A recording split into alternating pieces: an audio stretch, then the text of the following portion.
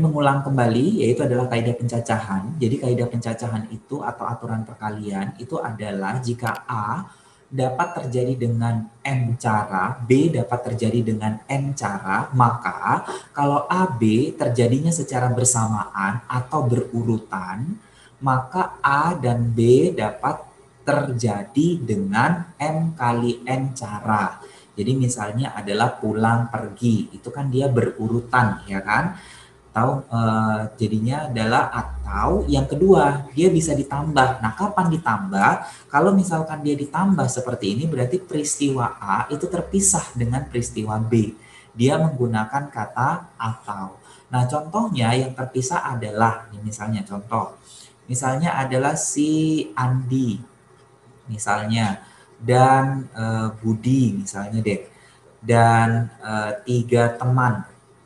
Oke, 3 temannya akan duduk di sebuah kursi yang disusun secara berjajar. Lalu kemudian syaratnya adalah Andi dan Budi ini harus berada di pinggir. Misalnya, oke. Nah, kan berarti kita sediakan 5 kursi ya.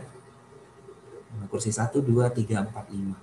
Berarti ini bisa Andi di sini, bisa Budi di sini dan 3 orang temannya. Berarti di sini 1 kemungkinan, sini 1 kemungkinan kan gitu ya. Berarti sini 3, 2, 1. Berarti nanti nilainya ada 6 cara. Nah, tetapi kan bisa juga atau gini, kebalikannya. Di sini adalah Budi dan di sini adalah Andi. Berarti di sini 1, 1 juga kan? 3, 2, 1. Berarti di sini 6 cara. Berarti total caranya itu harus dijumlahkan. Karena dia terjadinya secara terpisah, tidak berurutan. Berarti nilainya adalah sama dengan 12 cara. Berarti ini adalah merupakan total. Paham ya? Kapan dia dipakai tambah. Kalau dipakai kali, nah kalau misalnya dipakai kali, misalnya adalah pulang pergi misalnya. Misalnya dari kota A ke kota B. B ke C misalnya. Di A ke B itu misalnya ada 3 jalan. Lalu kemudian dari B ke C misalnya cuman ada 2 jalan misalnya. Nah, si seseorang misalnya sebut saja misalnya di sini adalah Chandra misalnya. Chandra mau pergi dari A menuju ke C melalui B.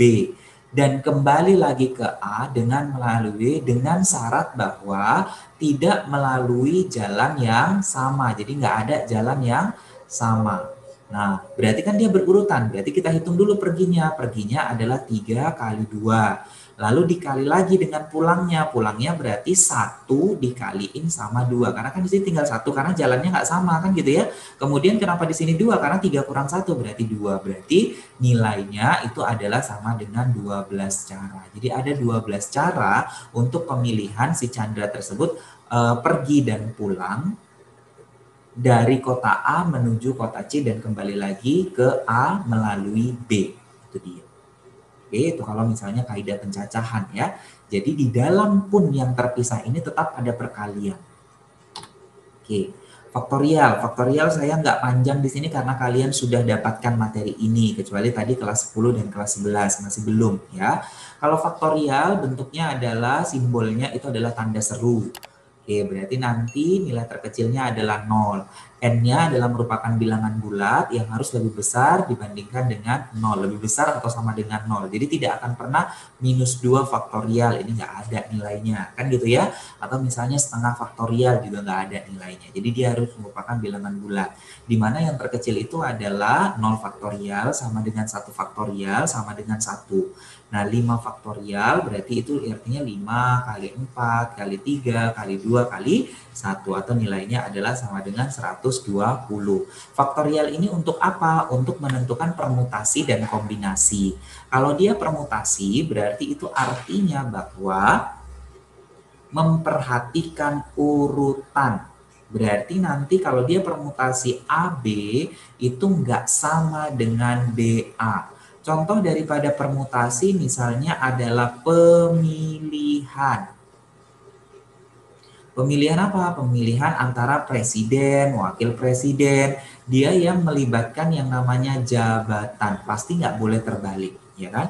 Kalau presidennya A, wakilnya B pada surat suara, itu akan bermasalah kalau misalnya peletakan fotonya itu terbalik misalnya. Jadinya adalah presidennya B, lalu kemudian wakilnya adalah A. Bisa marah tuh kayak gitu. Nah, berarti dia memperhatikan urutan. Atau tadi misalnya posisi tempat duduk itu juga diperhatikan urutannya. Kalau misalnya ada yang di pinggir, kecuali kalau dia bebas-bebas saja ya. Nah, itu berarti dia memperhatikan urutan. Itu berarti kasusnya adalah permutasi. Permutasi itu rumus pokoknya adalah ini, yaitu permutasi NR itu nilainya adalah N faktorial per N kurang R faktorial.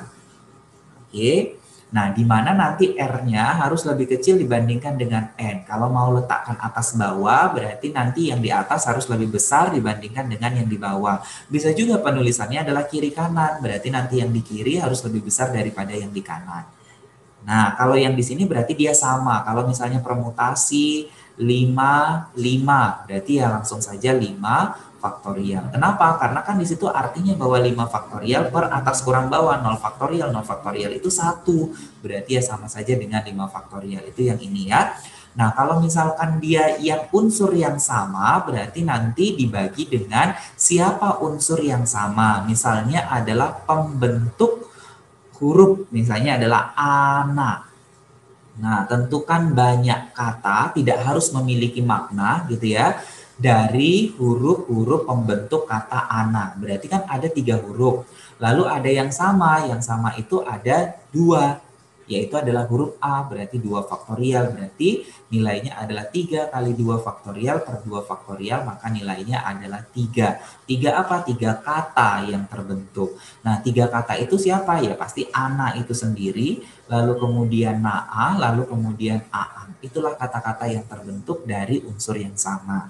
Lalu ada unsur yang siklik. Kalau misalkan dia siklik, berarti ingat saja di situ ada kata bundar. Atau misalkan adalah melingkar. Ibu-ibu pengajian mau melakukan kasidah, ya kan? Misalnya duduknya secara melingkar. Atau misalnya rapatnya itu misalnya KMB, konferensi meja bundar. Berapakah banyak susunan tempat duduk yang bisa dibuat? Nah, itu dia pakai siklik. Berarti berapa orang yang terlibat, lalu dikurangkan dengan 1, lalu faktorialkan. Oke, itulah yang dinamakan dengan yang namanya permutasi.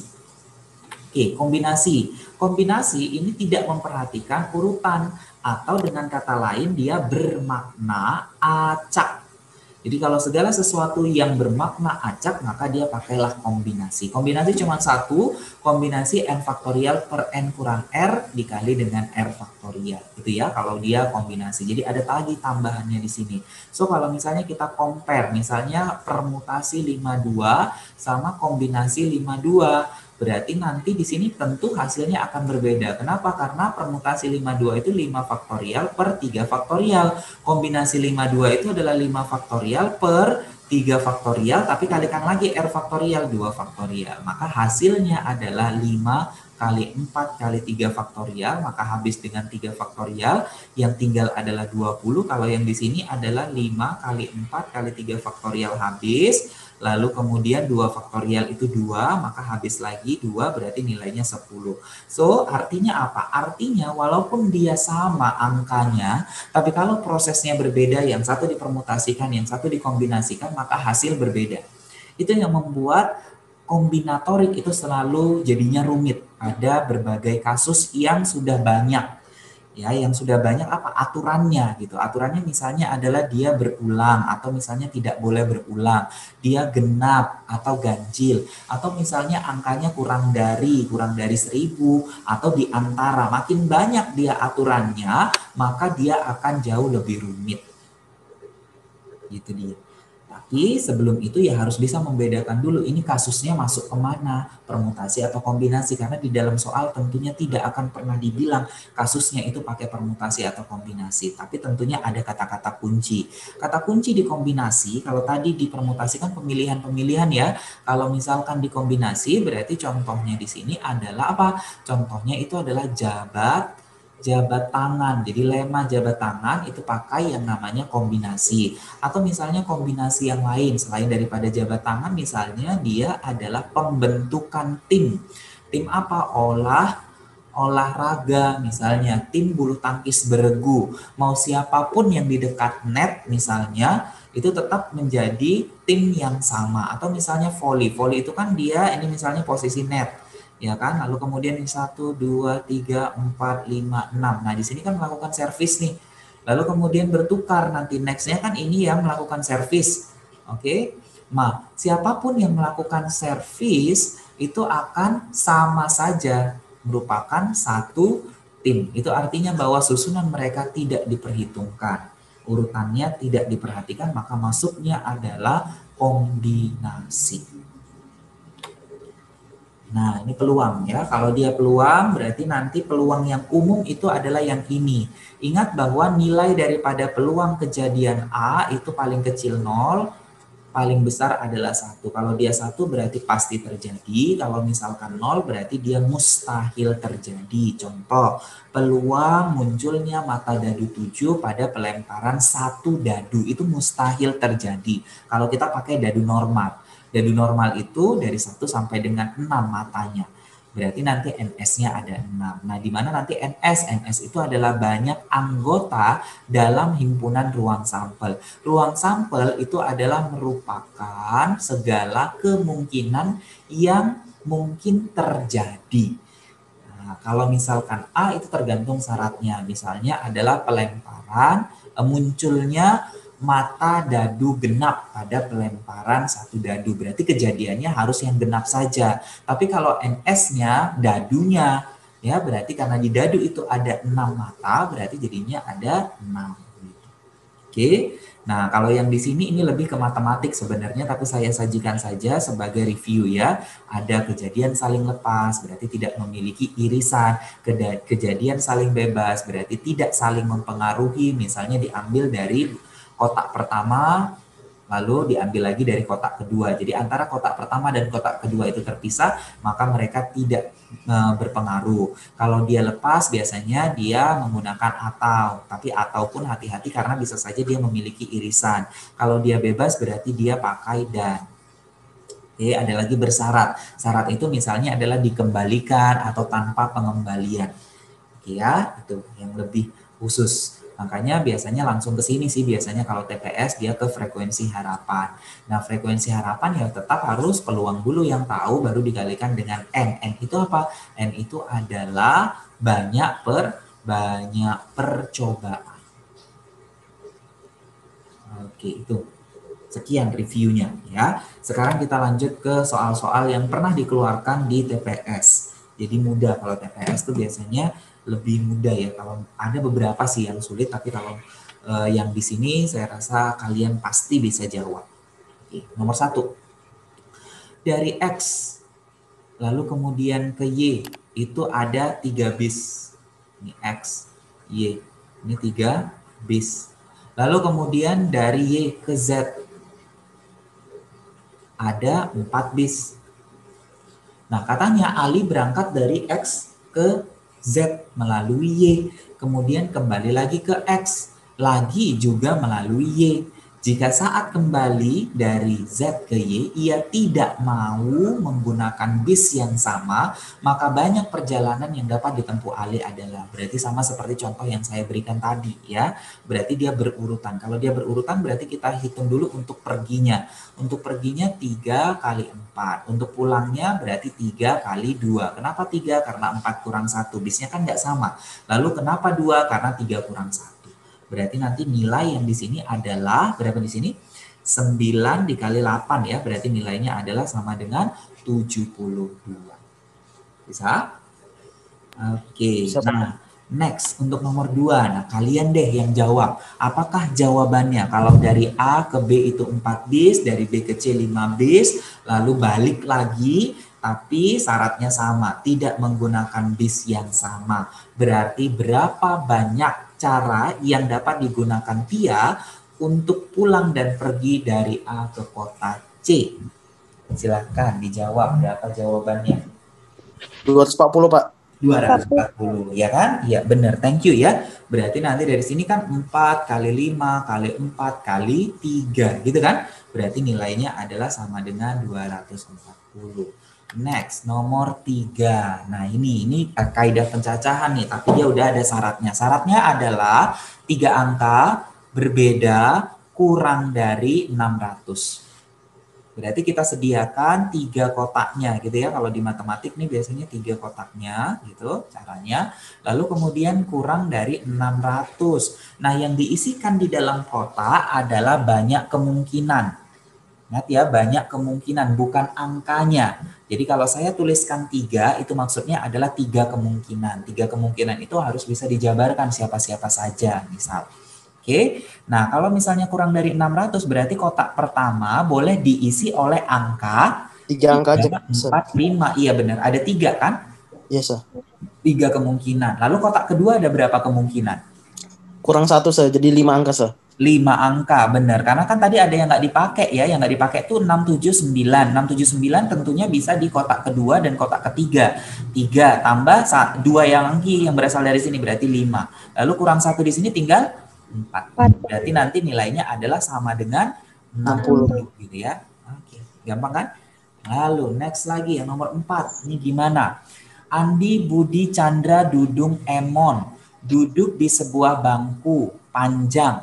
Oke, panjang berarti sejajar kan gitu ya. Berapa banyak cara menyusun posisi agar Andi dan Budi duduknya berdampingan? Karena Andi dan Budi duduk berdampingan, mereka dihitung satu kesatuan.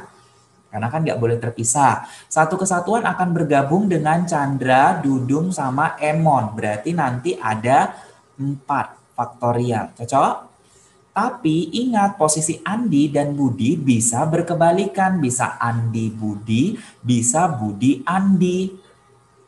Kan sama-sama berdampingan mereka. Berarti dikali sama 2. Gitu. Oke? Berarti nanti hasilnya adalah 4 faktorial berapa ya? 4 kali 3 kali 2 kali 1. Berarti nilainya 24. 24 dikali sama 2. 48. Gitu, paham ya? Kenapa dia 2 kali? Karena Andi dan Budi itu bisa bertukar. Berapa kemungkinan untuk mereka? Ya berarti jadinya adalah 2. Nah, kalau misalnya nih yang harus duduk berdampingan, saya ubah, silakan open mic. Kalau misalnya yang harus berdampingan itu adalah Andi, Budi, sama Chandra. Ini harus berdampingan. Jadinya gimana, Nak? Berapa? Jadi 3 faktor. 18, Sir. Iya, bentar ya. Berarti ini kan 6 kali 2, 12, Sir. Hitung 1, berarti kan di sini Dudung sama Emon lagi kan ditambah mereka. Berarti tinggal 3 faktorial. Nah, dikali berapa? Mereka ini ada berapa kemungkinan ini? 3. Itu 3 kan, Sir. 3 faktorial kan 3 kali 2, 6.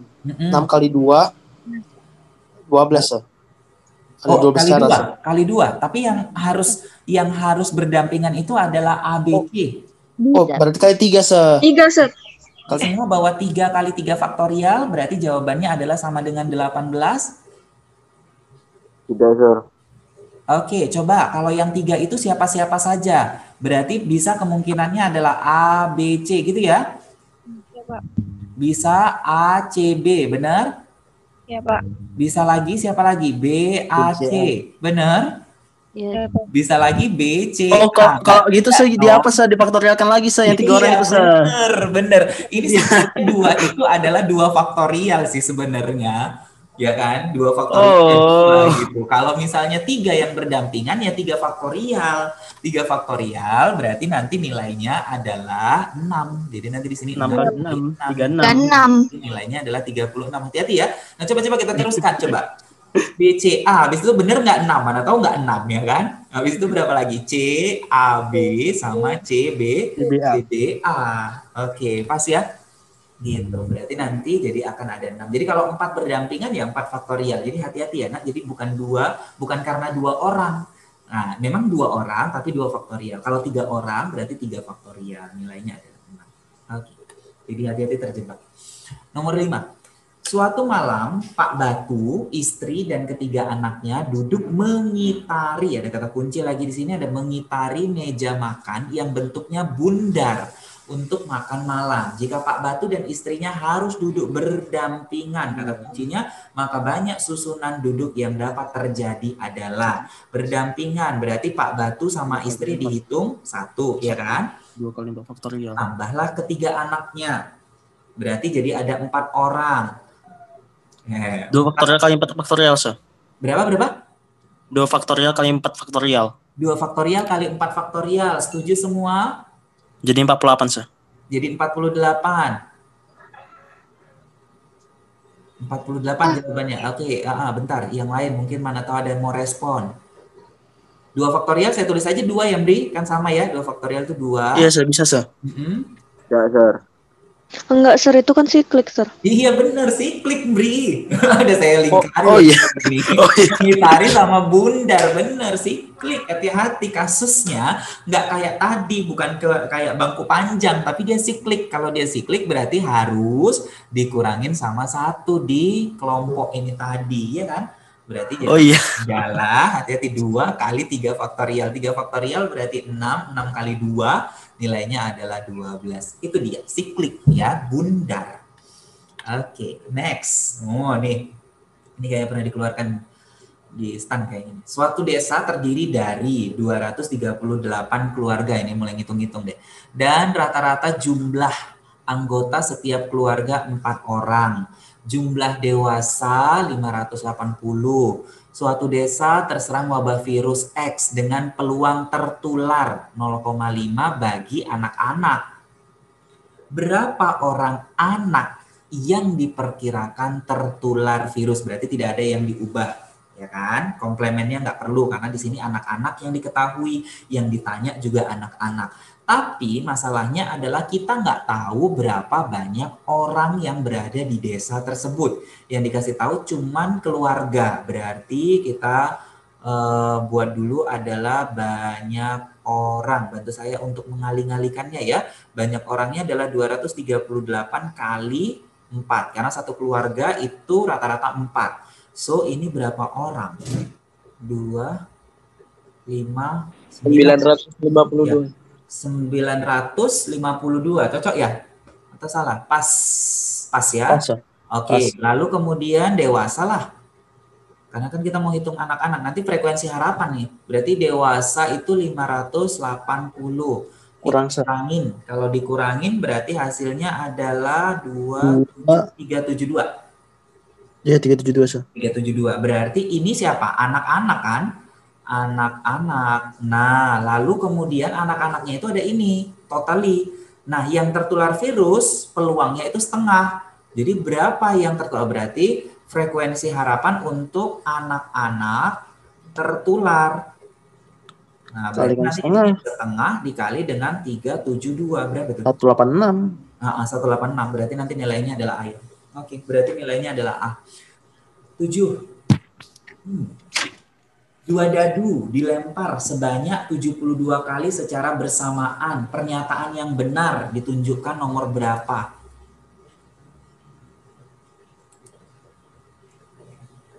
Satu, frekuensi harapan munculnya mata dadu berjumlah genap.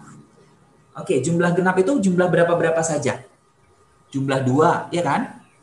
Jumlah 4, jumlah 6, 8, 10, 12. Ingat bahwa paling tinggi itu dadu itu kalau dia 2 dadu, berarti kan ini 2 dadu.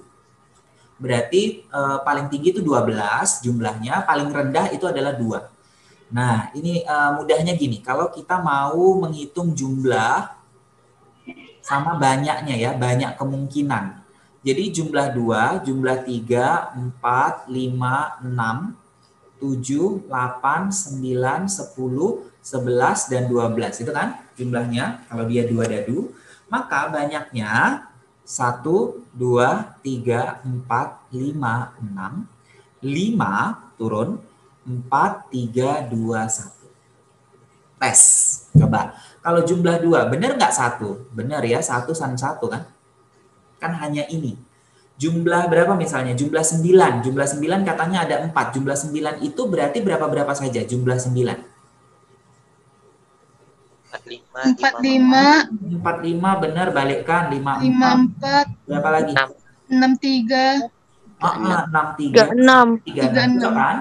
Iya, Pak. Nah, gitu. Jadi gitu aja sih gampangnya ya. Jadi jumlahnya 2 sampai dengan 12 naik, lalu banyaknya berhenti di 6. 6, habis itu turun lagi dia 5, 4, 3, 2, 1. Itu gampangnya. Jadi katanya adalah frekuensi harapan berjumlah genap. Berjumlah genap berarti ini,